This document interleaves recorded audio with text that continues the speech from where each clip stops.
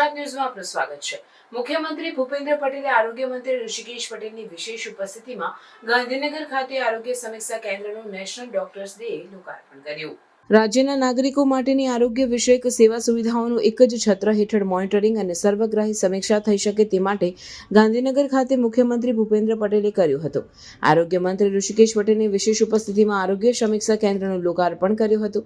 મુખ્યમંત્રી આરોગ્ય સમીક્ષા કેન્દ્ર ખાતે રહેલી વિવિધ આરોગ્ય સુવિધાઓનું તલસ્પર્શી નિરીક્ષણ પણ કર્યું હતું। મુખ્યમંત્રી અને આરોગ્ય મંત્રીએ ટીબીના દર્દીઓ સાથે ઓડિયો વિડીયોના માધ્યમથી વાતચીત કરી તેમને મળતી આરોગ્ય સેવા સુવિધાઓના લાભ વિશે વિગતે માહિતી મેળવી હતી। આરોગ્ય સમીક્ષા કેન્દ્રના માધ્યમથી આરોગ્ય વિભાગની અલગ અલગ શાખાઓ દ્વારા અમલીકૃત આરોગ્યલક્ષી સેવાઓને સંકલિત રીતે એક જ સ્થળેથી નિયમિત ફોલોઅપ, નિયત લક્ષ્યાંકોને સિદ્ધ કરવા, સમીક્ષા તથા જિલ્લાવાર સેવાઓથી વંચિત રહેલા લાભાર્થીઓ સુધી પહોંચવા ત્વરિત ફીડબેકનું તૈયાર કરાયેલ માળખું અસરકારક સાબિત થશે।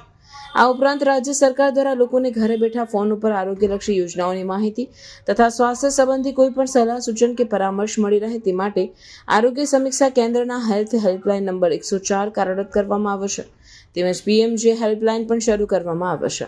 આમ ગુજરાતમાં આરોગ્ય સેવાઓને સુદ્રઢ, સરળ અને લોક ઉપયોગી બનાવીને જનસુખાકારીમાં વધારો કરવાના હેતુસર બનાવવામાં આવેલા આરોગ્ય સમીક્ષા કેન્દ્ર રાજ્યના નાગરિકો માટે આશીર્વાદરૂપ બની રહેશે।